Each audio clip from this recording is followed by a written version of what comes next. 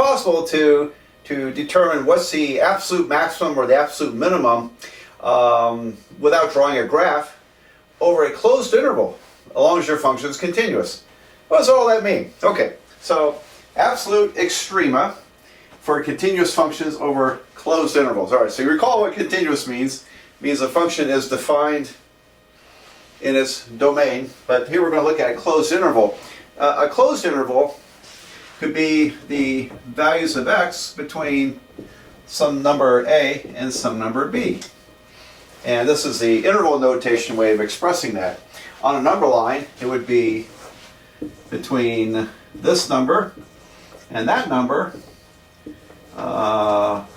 everything in between a and b, but also including the endpoints. Those are called closed intervals. All right, so the word extrema is sounds like plural for extreme. I would prefer just calling extremes, but it's kind of typical for calculus books to call them extrema for some reason. All right, so what in the world are we talking about? Let me cook up an example for you. Here's an example.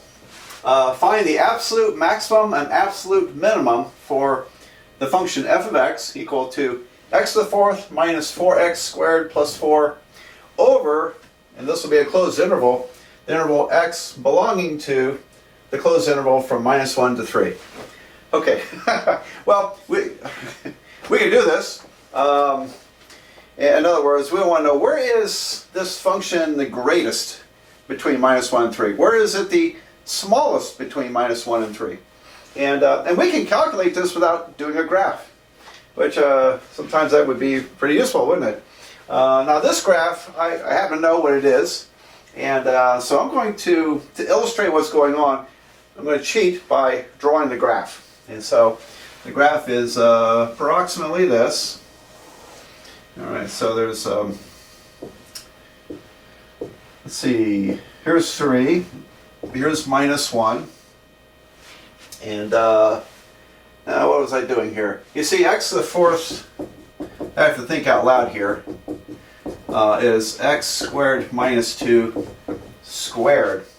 And so if I set that equal to 0, the roots of the equation are x squared minus 2 equal to 0, which would be x squared equals to 2. X would be plus or minus the square root of 2. All right, which is about 1.414. So we have a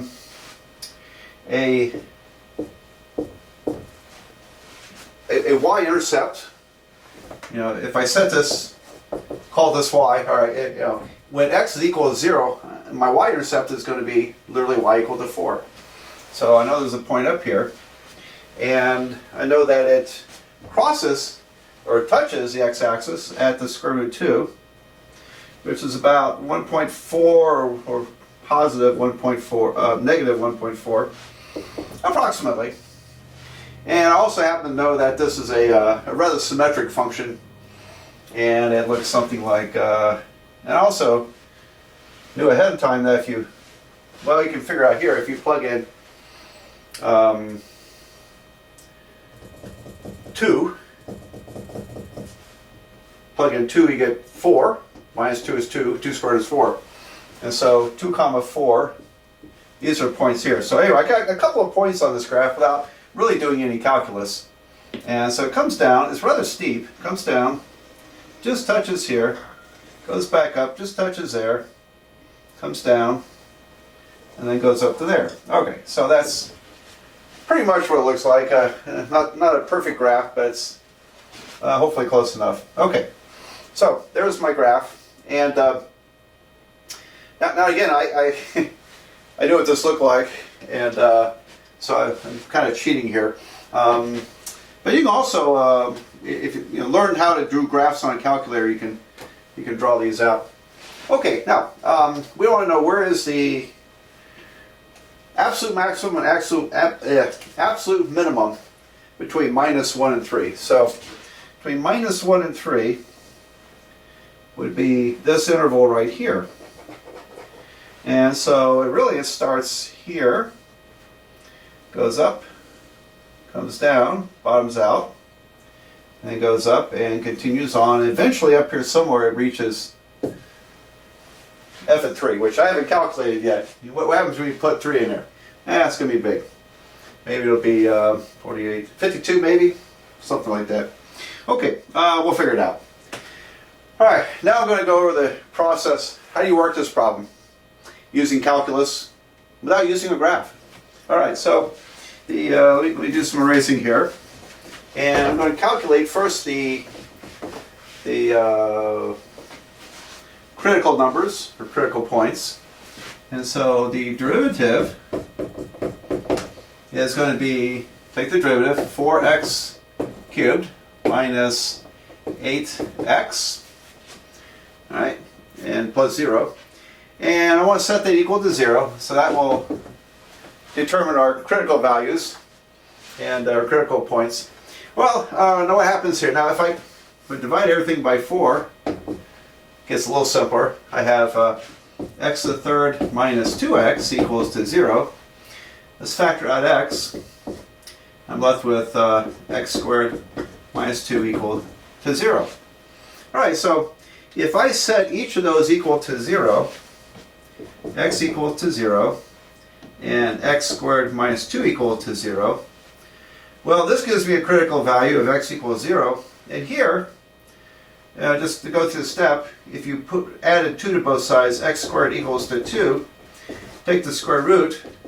Don't forget the plus or minus sign when you take that square root. X is going to be plus or minus the square root of 2. So we calculated the critical values. I'm going to write that out. And up here, let me give you that, do a little erasing. So we found 3 critical values. The critical numbers are x equal to minus the square root of 2, 0, positive square root of 2. I wrote them in numerical order there. And let's see, where do those show up here?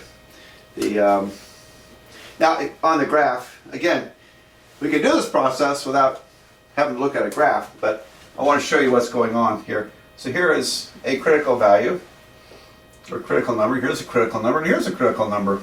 And in fact, what's happening there? This is where the first derivative is 0. Horizontal tangent lines. In other words, possible, not always, but possible maximum or minimum. We call them relative minimums, relative maximums. I'm going to elaborate on that in another video. Okay, however, this one's not in the interval, minus 1 and 3. So I'm not going to worry about it. Alright, so here's the next step. We want to look at the critical numbers and the endpoints. So I'm going to form a table, x, f of x, and the starting here, my left endpoint is x equals negative 1. And then I have a critical value at 0, or critical number at 0. And then I have a critical number at the square root of 2. And then the only other thing I have is the endpoint at 3. And we haven't calculated that yet, but it's kind of big. 3. Alright. So, minus 1, 0, square root of 2, and 3 are the only relevant critical numbers and endpoints between minus 1 and 3. So in other words, I was able to cross out that one because it's not in the interval. Alright, so that's something students forget a lot. And they tend to just like put everything they can down and plug numbers in. Alright, so what happens here when we plug numbers in? And I'm gonna cheat and let me see, do this all on the calculator. So negative 1, store x. Oops. There we go. And then I'm going to calculate, punch in x to the fourth, x raised to the fourth, minus 4, x squared, plus 4. And I know it, yeah, we should be able to figure that out. It should come out to be 1, right? It's 1. That's 1. And if I plug in 0, I'll get 4. If I plug in the square root of 2, I think I'm going to get 8 minus 8. I'll get 0. So let me try that. Square root of 2, store x, plug it into my function, and I get 0, as expected. And then 3, that's what I really wanted to do. 3, store x, and run my function again, And it's 49. How did I get 52 earlier? All right, I was trying to do it too fast in my head, I think. All right, so this says it's 49. Is that right? 3 to the 4th is 81. 81 plus 4 is 85 minus, oh, that's where my problem was, minus 36 is 49. Okay. All right, something like that. Okay, so now it's easy. Okay, where's the relative, or is the absolute minimum of the function? Right there. There's the minimum. Where's the maximum? Right there. So it's just a simple matter of comparing numbers. And let's write the answer out. So the, I'm going to abbreviate though, the absolute maximum is, well, what am I going to call it? Am I going to say it's 49 or I'm going to give it as a point? I think I'll give it as a point. The absolute maximum is 3 comma 49, semicolon, I like semicolons. The absolute minimum is square root of 2 comma 0. There we go. So we isolated those. Okay. Pretty good problem to do. And we will see this soon as an application, why this would be very interesting to know. And but I think I'll work a couple more problems. I cooked up this problem because I wanted one where the derivative was undefined, and I think this probably will do it. Same as last time. Find the maximum and absolute. Find the absolute maximum and absolute minimum for a function f of x equal to the cube root of x squared minus x minus 6 over the closed interval minus 3 comma 2. Okay, and I graphed it on my calculator. It's kind of an interesting graph, and so we may graph it later when we get to graphing. I think it's a pretty interesting graph. Anyway, let's find the critical numbers, and I'm going to rewrite my function as f of x equal to parentheses x squared minus x minus 6 to the 1/3 power. Cube root, remember, is 1/3 power.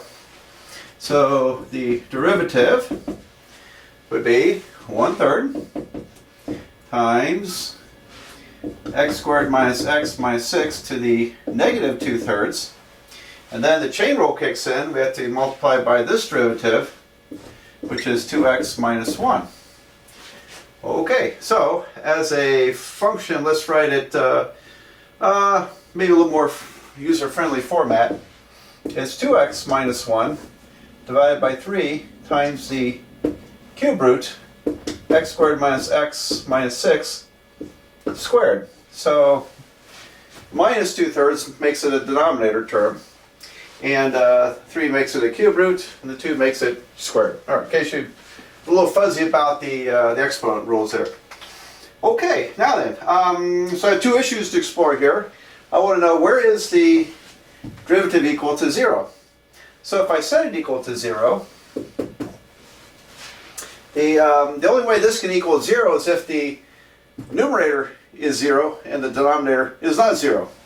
All right, so and it does look like 2x minus 1 can factor out of here. So the denominator is not going to be 0 when the numerator is 0. So in other words, the derivative is 0 at 2x minus 1 equal to 0. So add 1 divided by 2, x equal to 1/2 is a critical number. All right? And so when you calculate a critical number from the derivative equal to 0, then it's possibly a relative maximum or relative minimum. Doesn't have to be, but usually it is. Okay, and then the other thing we're worried about is, well, where is this undefined? And this function is undefined when the denominator is 0. All right, so we think about when the denominator is 0, because that's, you know, division by 0 is what we're worried about here. Well, basically, x squared minus x minus 6 has to be 0. because multiplying by 3 times 0 and squaring 0 is still going to be 0. So I have to solve x squared minus x minus 6 equal to 0. And I rigged it so it was kind of nice. This factors x minus 3 times x plus 2 equals 0. So solve by factoring. We'll set this equal to 0. We'll get 3. And set x plus 2 equal to 0, get negative 2. Okay, so we have our critical numbers.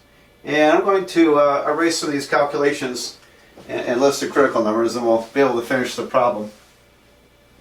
So our critical numbers are x equal to negative 2, 1/2, and 3. Now, can I exclude any? Well, if you look over the interval, the closed interval, from minus 3 to 2, do any of these lie outside that range? Well, negative 2 is inside there, so it's 1/2, but 3 is not. And so I'm going to exclude 3 as a critical number because we're not thinking about it. It's outside the closed interval.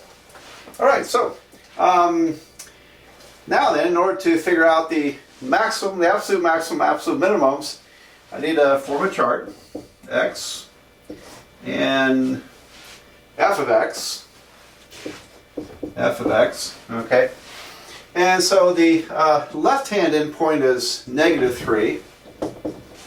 And then it goes minus 2, 1/2, and then positive 2. So again, it's I find students like to include everything very often, and they're not thinking about, wait a minute, you can only include the numbers that are inside that closed interval. Okay, now, another mistake is plugging these into the derivative. No. Now we're checking the function, so I have to go back to the cube root of x squared minus x minus 6. All right, now for that I'm going to speed up the process, and let's see here. I got, first of all, I'm on a calculator, negative 3, store x, and then I want to put in x squared minus x minus 6, so I'm plugging this in, and I get the cube root of 6, When I plug in negative 2, I think I'll get 0 on this one. Yeah, we'll see. Yeah, that was 0. When I plug in 1/2, oh boy, okay, it becomes minus 6.25. Let's see, that's minus 25/4.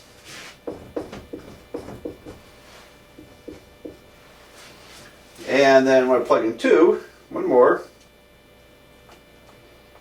I get 8. Okay, so cube root of 6 is, let's see, 6 raised to the 1/3 power is about 1.8. Of course, that's 0. This is minus 6.25, and 8 is 8. So, what do we have? Well, they're my minimum, absolute minimum, has to be this number, doesn't it? And so here's the minimum, and the maximum is going to be 8. All right, so this is minimum and maximum. So, well, we're pretty much done. I'm just going to write out the answer.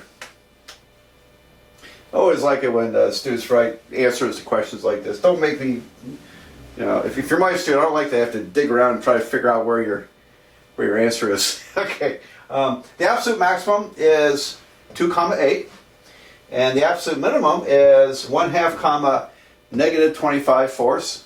You could say minus 6 1/4 if you want. Minus 6.25, not bad. It's an exact decimal value, so any of those work pretty well.